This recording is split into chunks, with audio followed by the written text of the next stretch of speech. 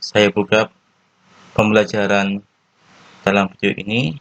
Assalamualaikum warahmatullahi wabarakatuh. Salam, Om Swastiastu, Namo Buddhaya, salam kebajikan. Anak-anak apa kabar?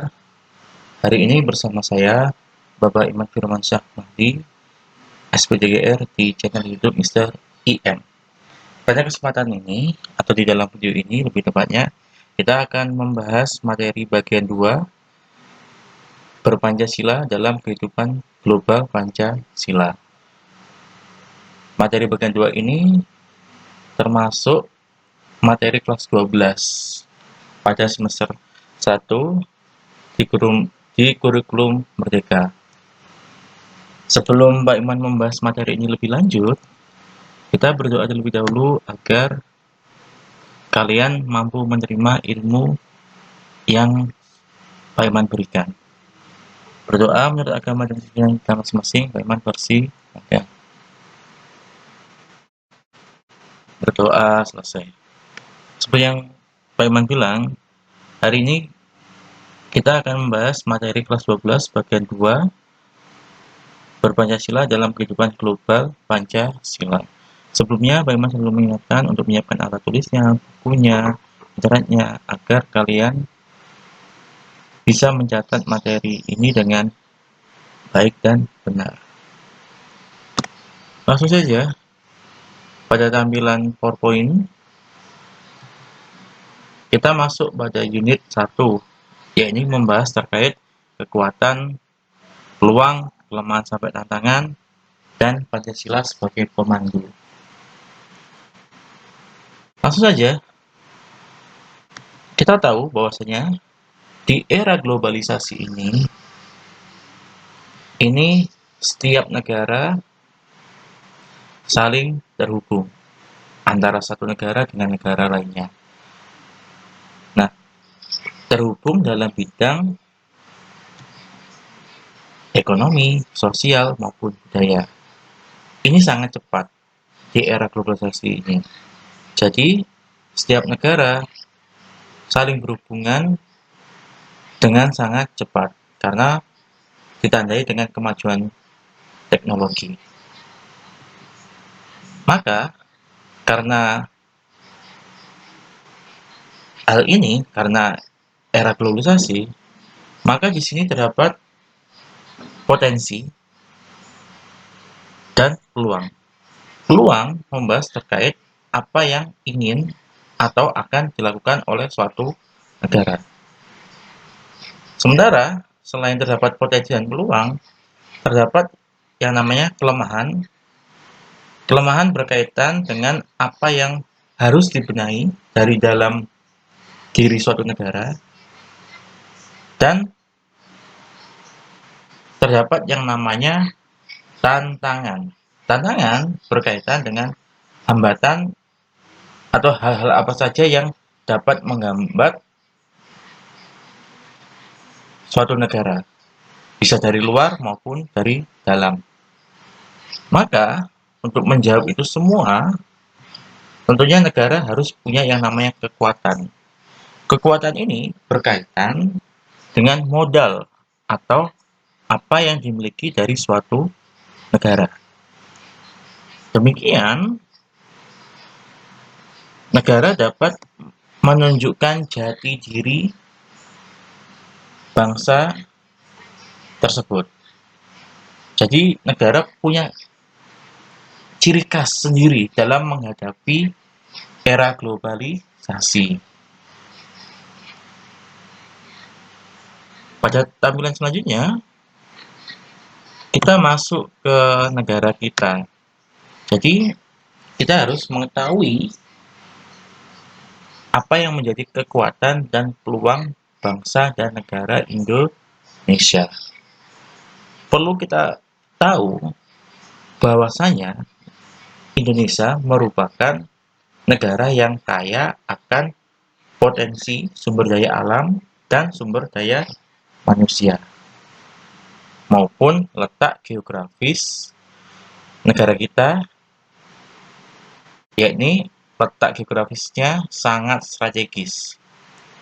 Selain itu, negara Indonesia juga sebagai negara kepulauan terbesar di dunia, ditandai dengan lebih dari 17.000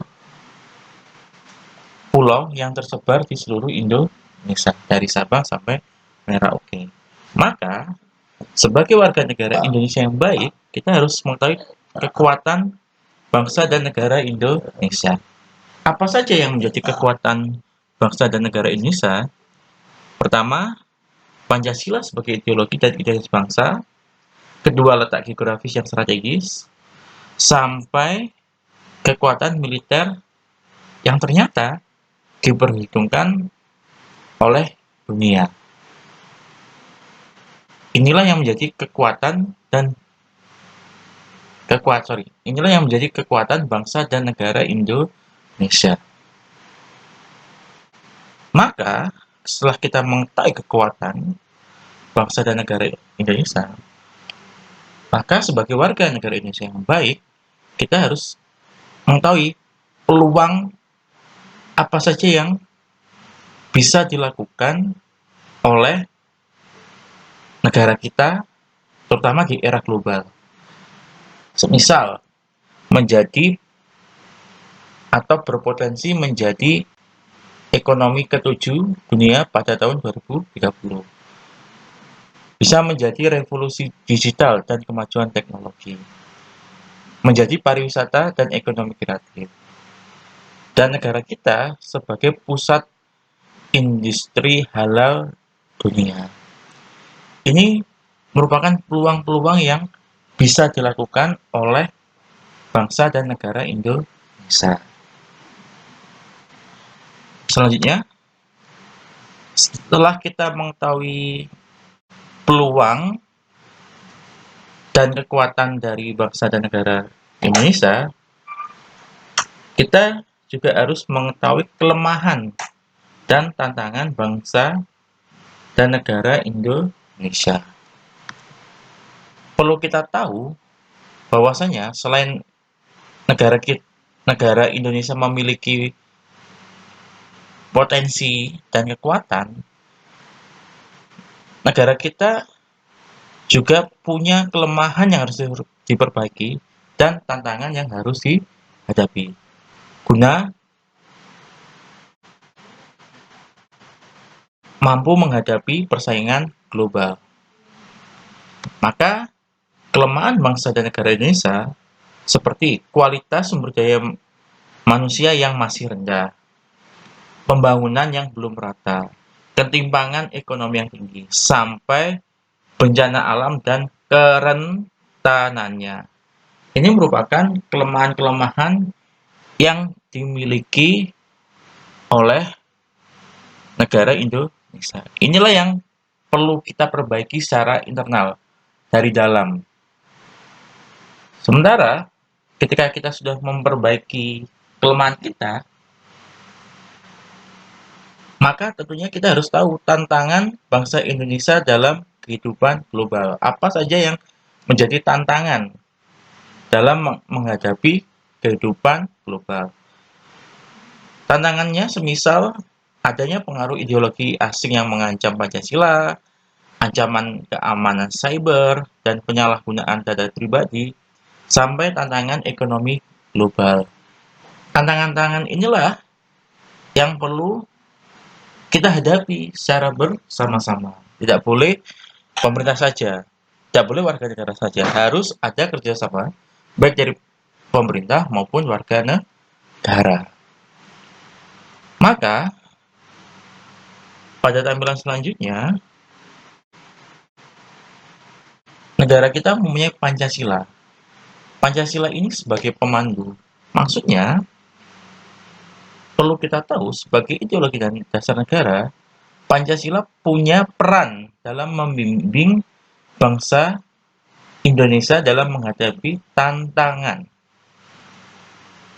Di sini ada dua hal penting yang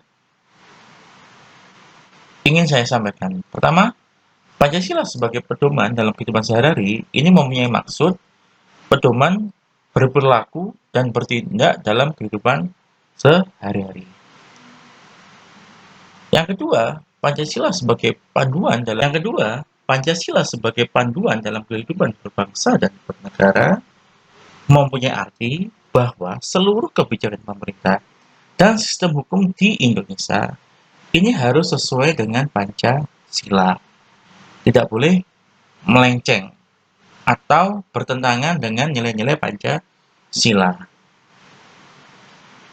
Selanjutnya, kita membahas terkait Pancasila sebagai pedoman dalam kehidupan sehari-hari atau kehidupan berperilaku dan bertindak.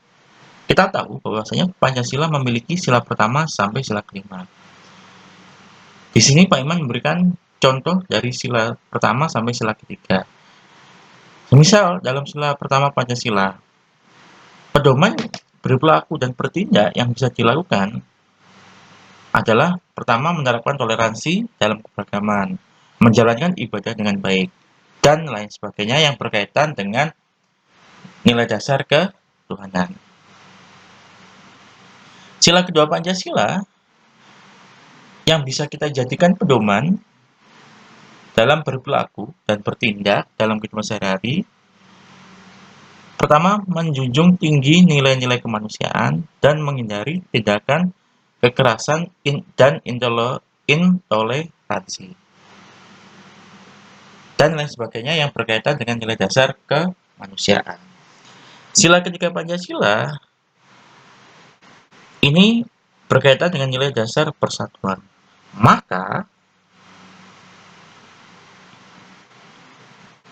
pedoman berperilaku dan bertindak terkait sila ketiga Pancasila seperti mencintai budaya lokal, mempromosikan identitas nasional, hingga menggunakan bahasa Indonesia dengan baik dan benar, maupun tindakan lainnya yang sesuai dengan nilai dasar persatuan. Untuk sila keempat dan kelima Pancasila, silakan kalian mencari referensi sendiri, baik mencari di internet maupun yang ada di buku teks pendamping atau modul ajar. Selanjutnya, membahas terkait Pancasila sebagai panduan dalam kehidupan berbangsa dan bernegara. Ini berkaitan dengan kebijakan pemerintah dan sistem hukum di Indonesia. Maka Pancasila di sini sebagai panduan. Panduan pertama adalah menjaga keselarasan antara kepentingan individu dan kolektif, mewujudkan keadilan sosial, dan mengatasi ketimpangan ekonomi, hingga menjaga persatuan di tengah ancaman perpecahan. Inilah yang dimaksud Pancasila sebagai panduan dalam kehidupan berbangsa dan bernegara. Selanjutnya, kita akan membahas Pancasila sebagai pedoman dalam menghadapi tantangan global. Di sini memiliki arti Pancasila punya peran dalam menjaga identitas bangsa di tengah perubahan global. Apa saja itu? Pertama, menghadapi arus individualisme dan konsumerisme, menjaga keberagaman di tengah tekanan homogenisasi budaya, hingga menangkal radikalisme dan intoleransi. Inilah peran Pancasila sebagai pedoman dalam menghadapi tantangan global. Baik, itulah yang bisa Pak Iman sampaikan dalam video ini. Jika ada yang kurang jelas atau ada yang ingin tanyakan, silakan diketik di kolom komentar yang ada di video YouTube ini. Pak Iman akhiri, terima kasih, rajin belajar selalu karena kalian sudah kelas 12. Ingat perjalanan kalian masih panjang, jadi jangan berleha-leha atau santai-santai. Kalian harus berpacu lebih giat lagi. Pak Iman akhiri, terima kasih, jadilah anak yang berbakti kepada orang tua, menghormati Bapak Ibu guru, serta jadilah pribadi yang berkarakter Pancasila. Pak Iman akhiri, akhir kata, wassalamualaikum warahmatullahi wabarakatuh. Salam, Om Swastiastu, Namo Buddhaya, salam kebajikan. Tetap semangat belajar menuju Indonesia yang kuat dan sehat. Terima kasih. Salam Pancasila.